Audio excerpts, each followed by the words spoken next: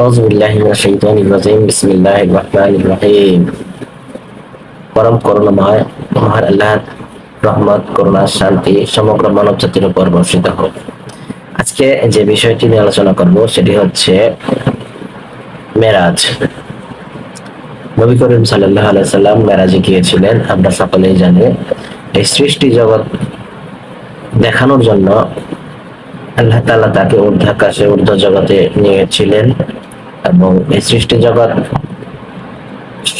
সরাসরি দেখার জন্য তাকে আল্লাহ তাআলা আরশে নিয়ে নিয়েছিলেন এবং জান্নাত জাহান্নাম সবকিছুই দেখিয়েছিলেন।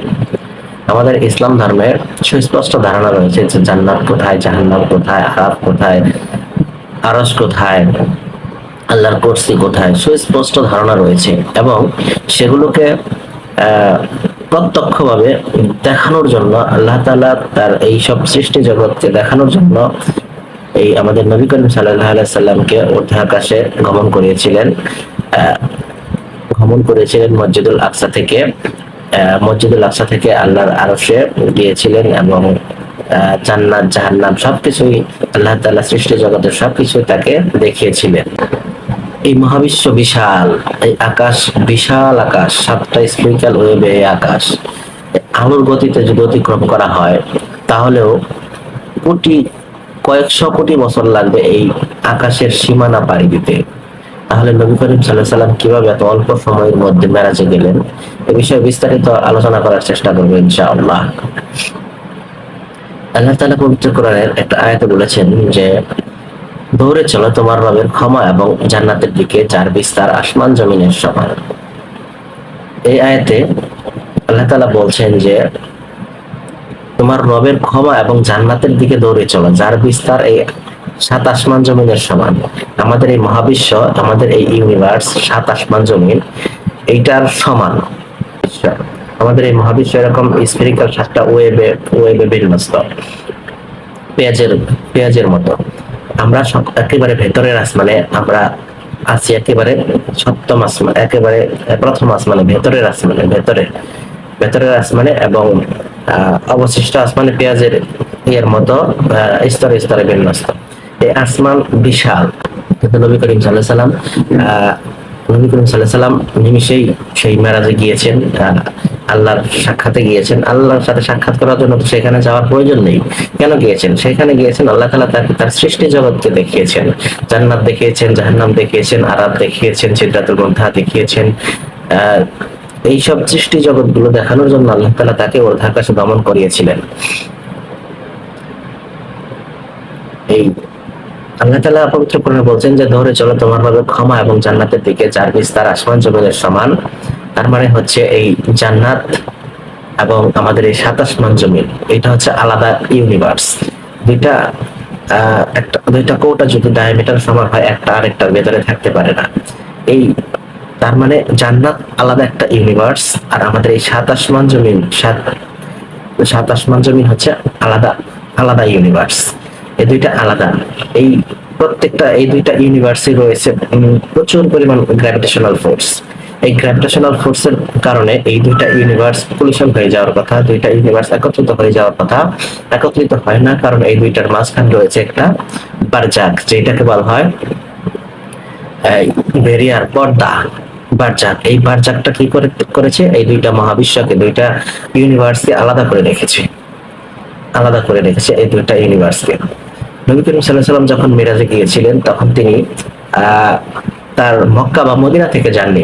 তিনি কেন জেরুজালেমে গেলেন? জেরুজালেমে যেখানে মসজিদুল আকসা বলা হয়, মসজিদুল আকসা তখন ছিল না, বলা হয় মসজিদুল আকসাতে গিয়েছিলেন, সেইখানে নামাজ পড়েছেন, সেইখান থেকে তিনি ঊর্ধ্বাকাশে গমন করেছেন। তো মসজিদুল আকসা তো সেই সময় ছিল না, সেই সময় ছিল হচ্ছে ডোম অফ রক। এখানে একটা এখন যে হলুদ রঙের গম্বুজ রয়েছে, ওইটার গম্বুজের ভেতরে একটা পাথর রয়েছে, যেটাকে বলা হয় ডোম অফ রক। একটা পাথর রয়েছে, রহমতের পাথর, বরকতের পাথর। সেই পাথরে তিনি বুরাকটাকে বেঁধে রফরাবে করে আল্লাহর সাক্ষাতে আল্লাহর আরশে গিয়েছেন। এই পাথরের উপরে ইয়াকুব আলাইহিস সালাম তার মামা বাড়ি যাওয়ার সময় ঘুমায় পড়েছিলেন এবং তিনি দেখেছিলেন যে এখান দিয়ে ফেরেশতারা নেমে আসছে। এইটা এই এই এই মহাবিশ্বর বিশাল মহাবিশ্ব অত অল্প সময় অতিক্রান্ত করার জন্য একটা রাস্তা রয়েছে। এমনি অতিক্রান্ত করা যায় না, এমনি অতিক্রম করতে গেলে অনেক অনেক কোটি কোটি বছর সময় সময় লেগে যাবে। কিন্তু এই পাথরের পাথরের ওইখানে জেরুজালেমের যে পাথর রয়েছে, পাথরের এদিক দিয়ে একটা রাস্তা রয়েছে, সেই রাস্তা দিয়ে নবী করিম সাল্লাল্লাহু আলাইহি সাল্লাম নিমিষের মধ্যেই তিনি প্রথম আসমানে, দ্বিতীয় আসমানে, তৃতীয় আসমানে, প্রত্যেকটা এই স্টেশনে স্পেশাল স্টেশন রয়েছে। সাতটা আসমানে সাতটা স্ফেরিক্যাল, সাতটা আসমানে সাতটা তত্তুল্য জমিন রয়েছে এবং স্পেশাল স্টেশন রয়েছে, যে স্টেশনগুলোতে নবী বিভিন্ন নবী রাসূলদের সাথে নবী করিম সাল্লাল্লাহু আলাইহি সাল্লাম সাক্ষাৎ করেছেন, কথা বলেছেন। তো এই জেরুজালেমের যে মসজিদুল আকসা, যেখানে ডোম অফ রক রয়েছে, সেইখান থেকে তিনি এই চ্যানেল দিয়ে, একটা পোর্টাল দিয়ে নিমিশেই তিনি কোথায় গিয়েছেন? প্রথমে আরাফে গিয়েছেন। আরাফটা দুই ভাগে বিভক্ত, একটা হচ্ছে পূর্ব আরাফ এবং পশ্চিম আরাফ। পূর্ব আরাফের হেড ফেরেস্তা হচ্ছে মালিক, পশ্চিম আরাফের হেড ফেরেস্তা হচ্ছে রেজওয়ান। এই এই আরাফটা দুই ভাগে বিভক্ত। এই আরাফের উপরে হচ্ছে সিদরাতুল মুনতাহা। সিদরাতুল মুনতাহা দেখতে উল্টা দিকে ঝোলা বড়ই গাছের মতো, এটা এক একটা পাতা বিশাল হাতির কানের মতো, এবং এইখানে বিশাল মটকার ন্যায় ফল রয়েছে। এই সিদরাতুল মুনতাহা হচ্ছে উল্টা দিকে ঝোলা বড়ই গাছের মতো। এইখানে এই সিদরাতুল মুনতাহা হয়ে সিদরাতুল মুনতাহার উপর, সিদরাতুল মুনতাহা পর্যন্ত জিবরাইল আলাইহিস সালাম গিয়েছিলেন, তারপরে তিনি আর যাইতে পারেননি। তখন ওইখান সিদরাতুল মুনতাহা থেকে তিনি উপরে আল্লাহর আরশে নবী করিম সাল্লাল্লাহু আলাইহি ওয়াসাল্লাম গিয়েছিলেন, এবং তিনি সেখানে কলমের শব্দ শুনতে পেয়েছিলেন। কলম মানে হচ্ছে ক্রিয়েশন অফ কম্পিউটার, এই সৃষ্টির কম্পিউটার। সেটা হচ্ছে লৌহে মাহফুজ। লৌহে মাহফুজের শব্দ শুনেছেন, যেখানে সবকিছুই লিপিবদ্ধ রয়েছে। তো লৌহে মাহফুজে গিয়েছেন এবং তিনি সিদরাতুল মুনতাহা হয়ে নেমে তারপরে হচ্ছে পশ্চিম পশ্চিম আরাফে আরাফে সিদরাতুল মুনতাহা দুটো চ্যানেল রয়েছে, একটা যেটা শাখা রয়েছে, একটা পূর্ব দিকে গেছে, একটা পশ্চিম দিকে গেছে। পূর্ব দিকে রিলেটেড টু সামাওয়াত, আমাদের এই সাত আসমান জমিন, এবং পশ্চিম দিকে রিলেটেড টু জান্নাত, এই জান্নাতের দিকে গিয়েছে। সেই চ্যানেল দিয়ে নবী করিম সাল্লাল্লাহু আলাইহি ওয়াসাল্লাম জান্নাতে ভ্রমণ করেছিলেন। এই সিদরাতুল মুনতাহা চেকপোস্টের মতো কাজ করে। এইখানে যাওয়ার পরে চেক করে যে কার কোথায় যাওয়ার কথা, তার কি আরশে যাওয়ার কথা নাকি তার জান্নাতে যাওয়ার কথা, এটা এখানে চেক করা হয়। তারপরে যদি কারো যাওয়ার কথা থাকে জান্নাতে, তাকে জান্নাতে যায়। কেউ যদি আরশে যাওয়ার কথা থাকে আরশে যায়। এইভাবে চেক করে দেয়, এটা চেকপোস্টের মতো। কিয়ামতের সময় কিছু মানুষ এইখানে চেকপোস্টে আটকায় যাবে, এবং কিছু মানুষ আরাফের উপরে থেকে যাবে। পরবর্তীতে আল্লাহ যখন অনুমতি দেবে, তখন তার আরাফ তাদেরকে ছেড়ে দেবে এবং তারা জান্নাতে প্রবেশ করবে। তো এই সাত আসমান জমিন, আমাদের এই মহাবিশ্ব এবং জান্নাত, এই দুইটার মাঝখানে রয়েছে বেরিয়ার, বারজাক। এই আলমিক বারজাক, এই বারজাকের উপরের অংশে রয়েছে ইল্লিন এবং নিচের অংশে রয়েছে সিজ্জিন।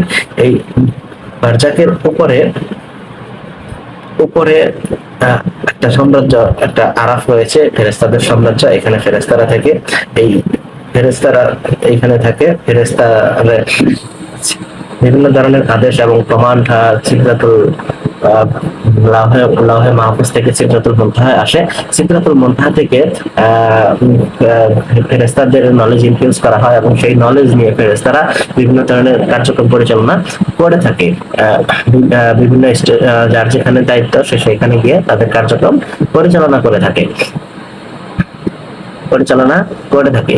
এই আল্লাহ তাআলা রয়েছেন শারীরিকভাবে, আল্লাহ তাআলা রয়েছেন আরশে এবং আরশে তার একটা কুরসি আছে, একটা পার্সোনাল ডোমেইন আছে, এবং তিনি এবং সেইখানে লৌহে মাহফুজ রয়েছে। লৌহে মাহফুজ এর মধ্যে সবকিছু লিপিবদ্ধ রয়েছে, এভরিথিং ইজ রেকর্ডেড। এইখানে সবকিছু লিপিবদ্ধ রয়েছে। সেইখান থেকে বিভিন্ন ধরনের কমান্ড, বিভিন্ন ধরনের আদেশ সিদরাতুল মুনতাহায় আসে। সিদরাতুল মুনতাহায় ফেরেশতারা গিয়ে পাতায় বসে, এবং সেইখান থেকে তাদেরকে নলেজ ইনফিউজ করা হয়। ফেরেশতারা তো এমনি শিখতে পারে না, দেখে দেখে শুনে শিখতে পারে না। এইটার প্রমাণও আছে পবিত্র কোরআনে। আল্লাহ তাআলা বলেছিলেন, ফেরেশতাদের বলেছিলেন যে বলে দাও এগুলোর নাম কি। তখন ফেরেশতারা বলছিলেন যে পাক পবিত্র তুমি সত্তা, আমাদেরকে যা শিখিয়েছ তার বাইরে আমরা কোনো কিছু শিখতে পারি না। তখন আদমকে ডেকে বললেন যে আদম বলে দাও এগুলোর নাম। আদম তখন সেগুলোর নাম বলে দিল, এবং এবং তখন বলছি, আল্লাহ বললেন যে আমি বলিনি, তোমরা যা জানো আমি যা জানি তোমরা তা জানো না। তার মানে আদম দেখে দেখে শুনে শুনে অনেক কিছু শিখতে পারে, ফেরেশতারা দেখে দেখে শুনে শুনে শিখতে পারে না। ফেরেশতাদেরকে কি করা হয়, নলেজ ইনফিউজ করা হয়, তাদেরকে প্রোগ্রাম করা হয়, তার মাধ্যমে তারা শিখতে পারে। তাহলে এই কি হলো, ওই সিদরাতুল মুনতাহাতে গাছের গোড়ায় সিদরাতুল মুনতাহার মধ্যে যে ফেরেশতারা বসে এবং তাদের নলেজ ইনক্রিজ করা হয়, সেই নলেজ দিয়ে কমান্ড নিয়ে আমাদের এই 7 আসমানে সাতটা সাতটা স্পেশাল জমিন রয়েছে, এই 7টা স্টেশন রয়েছে, লাফটি স্টেশন, যেগুলো দিয়ে আল্লাহর আদেশ অবতীর্ণ হয় এবং আল্লাহর আদেশ এইগুলো দিয়ে অবতীর্ণ হয়। তো নবী করিম সাল্লাল্লাহু আলাইহি ওয়াসাল্লাম কি করেছিলেন, জেরুজালেম থেকে মসজিদুল আকসার ধুমা প্রক্রিয়া ওইখানে বোরাকটাকে বেঁধে রফরফে করে তিনি এই সপ্তম আসমান ভেদ করে, সপ্তম আসমান পরিভ্রমণ করে তিনি ঊর্ধ্বাকাশে আরাফে গিয়েছিলেন। আরাফে গিয়ে সিদরাতুল মুনতাহা পর্যন্ত জিবরাইল আলাইহিস সালাম গিয়েছিলেন। তারপরে তিনি আর যাওয়ার ক্ষমতা রাখেননি। তারপরে সেখান থেকে অন্য কোনো মাধ্যমে নবী করিম সাল্লাল্লাহু আলাইহি ওয়াসাল্লাম আল্লাহর আরশে গিয়েছেন এবং সেইখানে তার সৃষ্টি জগৎকে দেখিয়েছেন। আল্লাহ তাআলা তার সৃষ্টি জগৎকে নবী করিম সাল্লাল্লাহু আলাইহি ওয়াসাল্লামকে দেখিয়েছেন। তারপরে জান্নাত দেখিয়েছেন, এই আমাদের এই 7 আসমান জমিনে যে জাহান্নাম, এগুলো দেখিয়েছেন। আল্লাহ তাআলা তাকে নবী করিম সাল্লাল্লাহু আলাইহি সাল্লামকে ভবিষ্যতের কি ঘটবে সেগুলো দেখিয়েছেন। আল্লাহ তাআলা শারীরিকভাবে রয়েছেন আরশে, এবং আরশে তার একটা কুরসি রয়েছে, এবং তিনি এই আরশে রয়েছেন, তথাপি তিনি আমাদের মধ্যেও রয়েছেন। দুজন মানুষ কথা বললে তিনি হন তৃতীয় জন। এটা কিভাবে হন, এই বিষয়ে জানতে গেলে আমাদের আত্মা এবং নফসের সম্পর্কে অনেক ধারণা লাভ করতে হবে, অনেক বেশি জানতে হবে। তিনি শারীরিকভাবে রয়েছেন আরশে, তবে তার নফসের হাত রয়েছে, নফসের শক্তি রয়েছে, যেই নফসের হাত তিনি ইস্তাওয়া করে দিয়েছেন। আমাদের এই 7 আসমান জমিনকে তিনি নফসের ডান হাত দ্বারা ধরে রেখেছেন। তিনি তার নফসের ডান হাত ইস্তাওয়া করে দিয়েছেন আমাদের এই 7 আসমান জমিনে, এবং তার মাধ্যমে আমাদের এই মহাবিশ্ব তিনি পরিচালনা করছেন। এবং তিনি পবিত্র কোরআনে আল্লাহ তাআলা বলেছেন যে তোমরা কি তোমাদের মাথার উপরে পক্ষীকুলের উপর দৃষ্টিপাত করো না, কেউ তাদের ধরে রাখে না, একমাত্র আমি তাদের ধরে রাখি। এখানে আল্লাহ তাআলা বলছেন যে এই আকাশে যে পাখি উড়ে, পাখিদেরকে কে ধরে রাখে? পাখিদেরকে আমরা জানি ধরে রাখে হচ্ছে গ্র্যাভিটি, সেন্টার অফ গ্র্যাভিটি।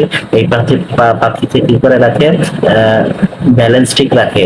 তাহলে তো যদি গ্র্যাভিটি না থাকতো, তাহলে এই পাখি বিচ্ছিন্ন হয়ে যেত, ইমব্যালেন্স হয়ে যেত, পাখি ছিটকে পড়ে যেত। এই গ্র্যাভিটির মাধ্যাকর্ষণ শক্তি, যেটা হচ্ছে আল্লাহ তাআলার নফসের ইস্তাওয়াতে নফসের হাতের শক্তি। এই কোয়ান্টাম আপনার এই ডার্ক এনার্জি, এটা আল্লাহ তাআলার নফসের আরেকটা হাতের শক্তি, আরেকটা শক্তি। এই ডার্ক এনার্জির মাধ্যমে তিনি মহাবিশ্ব সম্প্রসারণ করছেন। আল্লাহ তাআলা ডার্ক এনার্জির মাধ্যমে কি করছেন? মহাবিশ্বকে সম্প্রসারণ করছেন। পবিত্র কোরআনে মহান আল্লাহ তাআলা বলেছেন যে আমি ক্ষমতা বলে আকাশ নির্মাণ করেছি এবং আমি ইহার সম্প্রসারণকারী। এই আকাশ সম্প্রসারিত হচ্ছে বলেই রাত দিন হচ্ছে। আমরা তো সিম্পলি ভাবে জানি যে সূর্য পৃথিবী ঘুরে, এবং যার ফলে পৃথিবীর এক প্রান্তে রাত হয় আর এক প্রান্তে দিন হয়। কিন্তু বিজ্ঞানীরা গবেষণা করে দেখেছেন যে এক একটা গ্যালাক্সিতে হাজার হাজার হাজার কোটি নক্ষত্র থাকে। এই আলোর তো ধ্বংস নেই। আমাদের যে মিল্কি ওয়ে গ্যালাক্সি আমরা বসবাস করি, এই মিল্কি ওয়ে গ্যালাক্সিতে প্রায় 10,000 কোটি নক্ষত্র রয়েছে। তাহলে আলোর ধ্বংস নেই। এই নক্ষত্রগুলোতে যে পরিমাণ আলো দেয়, তাতে এই আলো কোথায় যায়? এই আলো তো এক সময় মহাকাশ উজ্জ্বল হয়ে থাকার কথা। এই আলোর কারণে মহাকাশ সবসময় এর থেকে 40,000 গুণ বেশি আলো থাকার কথা। এত আলো যাচ্ছে কোথায়? এই প্রশ্নের উত্তর তখন আগেকার দিনে বিজ্ঞানীদের মেলেনি। এখন পরবর্তীতে অলবার প্যারাডক্সের মাধ্যমে এই প্রশ্নের উত্তর খুঁজে পেয়েছেন যে মহাবিশ্ব সম্প্রসারিত হচ্ছে।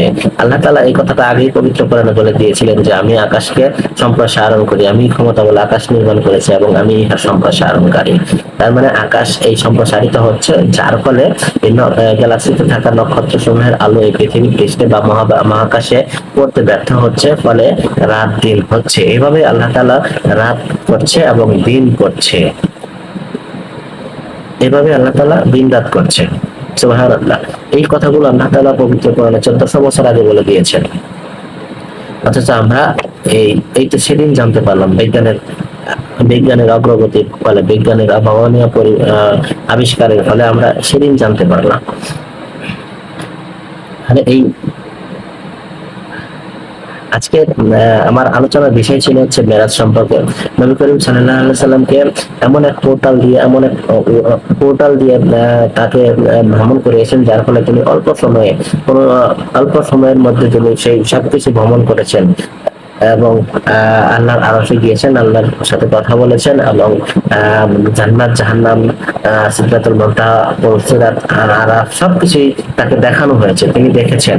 এবং আমাদের ধারণা স্পষ্ট, আমাদের কোরআন হাদিসের আলোকে এই জান্নাত, জাহান্নাম, এই সব সম্পর্কে ধারণা সুস্পষ্ট করে দিয়েছেন এবং তিনি সরাসরি শারীরিকভাবে তাকে ভ্রমণ করিয়েছেন। অন্য অন্য ধর্মের মতো আমাদের এই ধারণা আফসাফসা নয়, আমাদের ধারণা একেবারে পুরোপুরি কমপ্লিট। ইসলাম ধর্মের ধারণা এই জান্নাত, জাহান্নাম সম্পর্কে পুরোপুরি কমপ্লিট। এই জাহান্নাম হচ্ছে এই 7 আসমান জমিন, আমরা যে 7 আসমান জমিনে বাস করি, এইখানে এই প্রত্যেকটা আসমানে স্পিরিকাল ওয়েবে প্রচুর পরিমাণে গ্যালাক্সি রয়েছে। এই গ্যালাক্সির মধ্যে এই 7 আসমান জমিনটাই হচ্ছে অবজেক্ট অফ হেল, এইটাই হচ্ছে অবজেক্ট অফ হেল, এইটাই জাহান্নাম। জাহান্নামটা এই মহাবিশ্বের সবকিছু একসময় কলাপস করা হবে। মহাবিশ্বকে মহান আল্লাহ তাআলা জড়ায় গোটাবেন, যেমন লিখিত দপ্তর আমরা গোটাই, এটাকে জড়ায় গোটায় কলাপস করা হবে এবং এইটাকে একটা পয়েন্টে নিয়ে যাওয়া হবে। এটাকে কি পয়েন্টে নিয়ে যাওয়া হবে? বিগ ব্যাং পয়েন্টে নিয়ে যাওয়া হবে। যেমন প্রথম আল্লাহ তাআলা প্রথমবার সৃষ্টি করেছেন বিগ ব্যাং থেকে, সেই বিগ ব্যাং এর পয়েন্টে নিয়ে যাওয়া হবে এবং সেইখান থেকে আবার পুনরায় তিনি এই মহাবিশ্বকে সৃষ্টি করবেন, কিছু আইন সেট করে দিন। মহান আল্লাহ তাআলা কিয়ামত দিবসের মালিক, এই মালিক ইয়াউমিদ্দিন মানে হচ্ছে আইনের দিনের মালিক। আল্লাহ তাআলা এই মহাবিশ্ব সৃষ্টির শুরুতে একটা আইন সেট করে দিয়েছিলেন, একটা লজ অফ নেচার সেট করে দিয়েছিলেন, সেই অনুযায়ী এই মহাবিশ্ব পরিচালিত হচ্ছে। এবং কিয়ামতের দিন, কিয়ামতের সময়ও, কিয়ামতের দিন কি করবেন? এই মহাবিশ্বকে যখন কলাপস করা হবে, এই 7 আসমান জমিনকে যখন কলাপস করা হবে, তারপরে নতুন করে পুনরায় সৃষ্টি করা হবে, তখন নতুন করে আইন সেট করে দেওয়া হবে, নতুন কিছু লজ অফ নেচার দিয়ে নতুন করে আইন সেট করে দিবেন এবং কিছু মানুষকে জাহান্নামে রেখে ফেলে দিবেন, এই গ্যালাক্সি গুলোতে রেখে যাবেন। এক একজন মানুষ এক একটা গ্যালাক্সি পাবে, এই গ্যালাক্সিতে রেখে দেবেন এবং কিছু মানুষকে সালভেশন করে, কিছু মানুষকে পুনরুত্থিত করে, কিছু মানুষকে উদ্ধার করে জান্নাতে প্রেরণ করবেন এবং জান্নাতে বসবাস করবে। মানুষ তো হচ্ছে আল্লাহর প্রতিনিধি বা এজেন্ট, আল্লাহর প্রতিনিধি হিসেবে মানুষ এই পৃথিবী, আল্লাহ তাআলা পবিত্র কোরআনে বলেছেন যে আমি জমিনের প্রতিনিধি, একটি জমিনে একজন প্রতিনিধি পাঠাতে চাই। একটি জমিনে একজন প্রতিনিধি মানে সিঙ্গেল, একটি জমিনে একজন প্রতিনিধি মানে কি? এই পৃথিবীর কথা বলেননি আল্লাহ তাআলা, পৃথিবী তো আমাদের পরীক্ষার জন্য, কিন্তু প্রত্যেকটা জমিনে যেরকম এই পৃথিবীতে আমাদের একটা জমিন, এই মিল্কি গ্যালাক্সি একটা জমিন, এই অ্যান্ড্রোমেডা গ্যালাক্সি, M38 একটা গ্যালাক্সি, এগুলো এক একটা জমিন। এই প্রত্যেকটা জমিনে একজন করে মানুষ, একজন করে আল্লাহর প্রতিনিধি প্রেরণ করার জন্য আল্লাহ তাআলা এই আদমকে সৃষ্টি করেছেন, এবং জান্নাতের অনেক বড় বড় প্ল্যানেট রয়েছে। একেবারে সবচেয়ে ছোট যে জান্নাতি, সেভাবে এই দুনিয়ার 10 গুণ সমান জান্নাত, এই 10 গুণ সমান জান্নাত পাবে। প্রত্যেকটা এক একজনে এক একটা প্ল্যানেট পাবে। এরা হবে তখন সেইখানে হবে প্রতিনিধি, দায়িত্বপ্রাপ্ত প্রতিনিধি, সেইখানে তার ওয়ার্ডারের কাজ হবে, এই আদম সন্তানের ওয়ার্ডারে সেইখানে কার্যক্রম পরিচালনা হবে। প্রত্যেক তখন সেইখানে দায়িত্ব পালন করবে। আমাদের এই জীবন, অল্প সময়ের জীবনের জন্য আল্লাহ তাআলা আমাদেরকে পরীক্ষার জন্য সৃষ্টি করেছেন, যে তোমরা, আল্লাহ তাআলা জীবন ও মৃত্যুকে সৃষ্টি করেছেন তোমাদেরকে পরীক্ষার জন্য। কে তোমাদের মধ্যে কর্মে উত্তম, যারা কর্মে উত্তম তাদেরকে আল্লাহ তাআলা জান্নাতে দেবেন, জান্নাতে এক একটা প্ল্যানেট দিবেন। এবং যারা কর্মে খারাপ, যারা তাদের নফসকে কলুষিত করে ফেলেছে, তাদেরকে আল্লাহ তাআলা এই সামাওয়াতে রেখে যাবেন এবং সামাওয়াতে একজনকে একটা গ্যালাক্সি দিয়ে দেওয়া হবে, একটা গ্যালাক্সিতে, সেইখানে তারা শাস্তি পাইতে থাকবে। তাহলে এই 7 আসমান জমিন এবং জান্নাত, এই দুইটা আলাদা জগৎ, এই দুইটার মাঝখানে রয়েছে বেরিয়ার, বারজাক। বারজাকের উপরের অংশে, এই বারজাকের উপরের অংশে রয়েছে ইল্লিন। ইল্লিন হচ্ছে মৃতদের জগৎ। এখানে মৃতদের আমলনামা, মৃতদের নফস রাখা হয়, মৃতদের আমলনামা রাখা হয়। আমলনামা রাখা হয়। তবে যারা জান্নাতে যাবে, জান্নাতে পরবর্তীতে তাদেরকে এইখানে এইখানে রাখা হয়, এই বারজাখের জগতে, এই কবরের জগৎ যেটাকে বলা হয়, এই ইল্লিনের জগতে রাখা হয়। এইখানে এইখানে তার আত্মীয় স্বজনের সাথে গল্প গাল গপ্প করে থাকে। আমরা হাদিস থেকে জানতে পারি। এবং এই ইল্লিনের নিচে রয়েছে সেই জেল, যেখানে মৃতদের নফস রাখা হয়। এইটা একটা হোলোগ্রাফিক ওয়ার্ল্ডের মতো, এইখানে মৃতদের নফস রাখা হয়, আমলনামা রাখা হয়, এবং এইখানে শাস্তি প্রদানের ব্যবস্থা আছে। এখানে আযাবের সম্মুখীনের মাধ্যমে এই শাস্তি প্রদান করা হয়, এবং যখন কিয়ামত সংঘটিত হবে সেদিন আরো অধিকতর আযাবে তাদেরকে দাখিল করা হবে। আল্লাহ তাআলা পবিত্র কোরআনে একটা আয়াতে বলেছেন যে ফেরাউন এবং তার সাথীদের প্রতিদিন সকাল সন্ধ্যা আযাবের সম্মুখীন করা হয়। আযাবের সম্মুখীনের মাধ্যমে তাদের কি করা হচ্ছে, তাদের নফসটাকে ডেভেলপমেন্ট করা হচ্ছে, নফসের উন্নতি সাধিত হচ্ছে। পরে কিয়ামতের দিন যখন মানুষ মাটি থেকে উঠিত হবে, মাটিতে মানুষ মরে যায়, মরে গেলে মানুষ পচে যায়, মানুষের হাড্ডি-গুড্ডি সব পচে যায়, তবে মানুষের একটা জিনিস পচে না, সেটা হচ্ছে DNA double helix, DNA molecule. এই ডিএনএ থেকে মানুষ কিয়ামতের দিন গজায় উঠবে। ডিএনএ এর মধ্যে যে প্রোগ্রাম রয়েছে, বিশাল প্রোগ্রাম রয়েছে, এই প্রোগ্রামের অনুযায়ী মানুষটা গজায় উঠবে, এবং ফলে তার হাতের আঙ্গুলের ছাপ পর্যন্ত একই থাকিবে।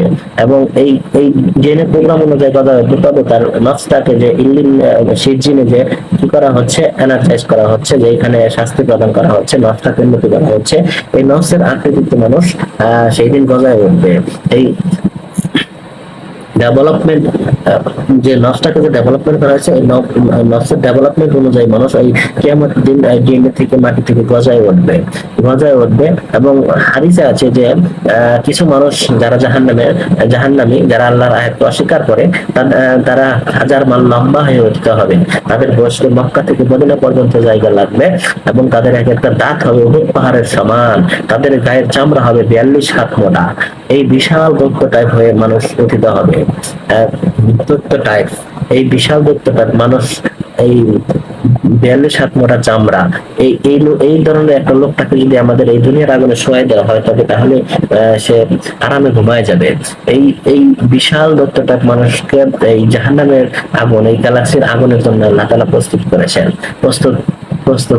করছেন।